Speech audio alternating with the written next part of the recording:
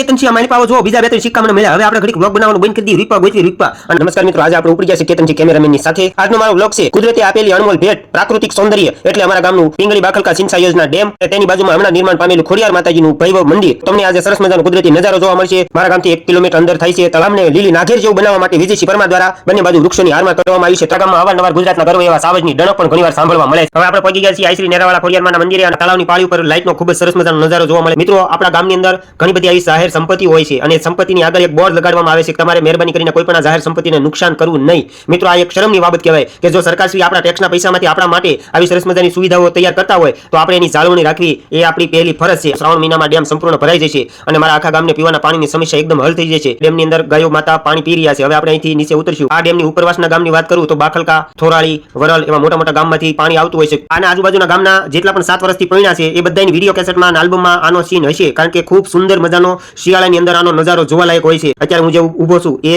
મારા માથું ઢગ પાણીને આવી જાય એ લેવલ ઉપર આપણે ઊભા છીએ. મિત્રો, આ ડેમમાં એવી રીતે શૂટિંગ કરતો હતો તો મારી નજર અચાનક એક રૂપિયા ઉપર પડી. મને અહીંથી રૂપિયો જોયો, તમે જોઈજો હમણાં વિડીયોની અંદર તમને દેખાય છે. પછી તો તરત મારી નજર બીજે 2-3 રૂપિયા ઉપર પડી એટલે ઘડીક તો આપણે રૂપિયા ગોતવાનું ચાલુ રાખ્યું તો લગભગ ઘણા બધા સિક્કાઓ મળ્યા. આ બધા સિક્કાઓ મૂર્તિ વિસર્જન સમયે પધરાવવામાં આવે છે. મિત્રો, હવે આપણે હિન્દુ ધર્મના ઘણા બધા તહેવારો શરૂ થશે અને તહેવારની અંદર આપણે ધામધૂમથી ઉજવણી કરવા માટે મૂર્તિ લાવતા હોઈએ અને મૂર્તિ પ્લાસ્ટર ઓફ પેરિસની ન લાવીએ અને એકદમ પ્યોર માટીની બનાવેલી લાવીએ, કારણ કે આપણે આ બધી મૂર્તિને જળની અંદર પધરાવીએ તો જળ સૃષ્ટિને ઘણું બધું નુકસાન થાય છે. આપણો સનાતન હિન્દુ ધર્મ તો મિત્રો પ્રકૃતિની સાથે જોડાયેલો છે, પ્રકૃતિનો પૂજક રહ્યો છે. તો મિત્રો, ક્યારે પણ આવું નુકસાન ન થાય એ ખાસ ધ્યાન રાખવું જોઈએ. અને કેતન છે મારી પાવો જો બીજા બે ત્રણ સિક્કા મને મળ્યા. હવે આપણે ઘડીક વ્લોગ બનાવવાનું બંધ કરી દીધું. રૂપા ગોચવી રૂપા. અને આ જે રૂપિયા મળે ને એ રૂપિયા આપણે જયુભાઈની દુકાને વસરાજ દાદાના ગાયો માટેનો જે બોક્સ મૂકવામાં આવ્યું છે એની અંદર આપણે પધરાવી દેવાના છે. આ દાન પેટીની અંદર જશે તો આ જે પાછળ દેખાય છે માવડી મૂંગી આશીષ આપશે. મિત્રો, ફરીવાર હાથ જોડીને કહું છું કે આવી કોઈ પણ સંપત્તિ હોય તો એનું જતન કરો. મિત્રો, હવે તમે ખાલી અહીંનો નજારો જો. અહીંથી મારું આખું ગામ દેખાય છે, એકદમ કુદરતી સૌંદર્ય. આ છે ખોડિયાર માતાજીનું મંદિર. હમણાં આપણે ક્યાં જવાનું છે? અહીંયા ડેમમાં કેટલું પાણી છે દર્શાવે છે. આ ડેમને ખોલવા માટેનો કંટ્રોલ દરવાજા છે જેમાં મેન્યુઅલ અને ઓટોમેટિક ખુલે છે. આ નદીને અમે ઉતાવળી નદી કહીએ છીએ. અહીંયા ઉનાળામાં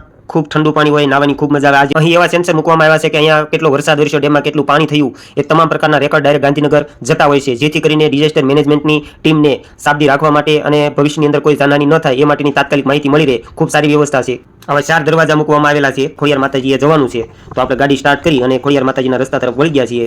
પણ ખોડિયાર માતાજીના મંદિરની અંદર પ્રવેશ કરીએ એટલે શરૂઆતમાં અમારા ગામના યુવાનો દ્વારા ખૂબ જ મહેનતથી બનાવવામાં આવેલું સરસ મજાનું મેદાન તમને જોવા મળે છે. અહીંયા જુદી જુદી શારીરિક કસોટી પાસ કરવાવાળી પરીક્ષા માટે અમારા ગામના તમામ યુવાનો અહીંયા કસરત કરવા માટે આવે છે. ખોડિયારમાં પહોંચી ગયા. હવે આપણે ભાળી ગયા એક નાડું. નાડું જોઈને આપણે લટકવાનું મન થઈ ગયું, કારણ કે ઘણા બધા યુવાનો નાડે ચડે છે. આપણે ઘણા સમયથી ચડ્યા નથી. હવે આ નાડું ચડવા માટે આપણે ટ્રાય કરીએ છીએ. ચડાય કે નહીં તો રામ જાણે. જો આપણે નાડું પકડી લીધું છે, જોડા કાઢીને આ ચડ્યા, કારણ કે પહેલા આપણા બાપ દાદા બહુ આવા કુવામાં ચડવા માટે નાડા રાખતા, એટલે એ લોકોને કે પ્રેક્ટિસ ન કરવી પડતી. કેમેરામેન કહે છે ઠેઠુંથી ચડી જાય, પણ આપણે એમ કે સેના ઝાડ ઉપર ચડી એટલે ડાયા નથી. આવું બધું જો એટલે વળખાણ મન તો થઈ જાય. એટલે વળખાઈને માતાજીના દર્શન જઈએ છીએ. આ મંદિરની અંદર અમારા ગામના મુખી દાદાનું ખૂબ જ મોટામાં મોટું યોગદાન છે. તેના મંદિરને 3 વર્ષમાં કમ્પ્લીટ કરી દીધું છે અને ગામની માટે આ મંદિરનું હમણાં જ આપણે મૂર્તિ મૂકવામાં પણ આવેલી હતી. તમે જોવો છો મુખી દાદા પણ હાજરમાં છે. મુખી દાદાને આ ખોડિયાર માતાજીમાં એટલી બધી અપાર શ્રદ્ધા છે કે ગમે ત્યાં ગયા હોય તો પણ એ રાત્રે એક વખત તો આ માતાજીના દર્શન માટે આવે છે. આ માતાજી માટે એવું કહેવાય છે કે ઘેટાપાટાના હગરવાળા જે માતાજી હતા એ માતાજીને અહીંયા સ્થાપિત કરવામાં આવ્યા છે.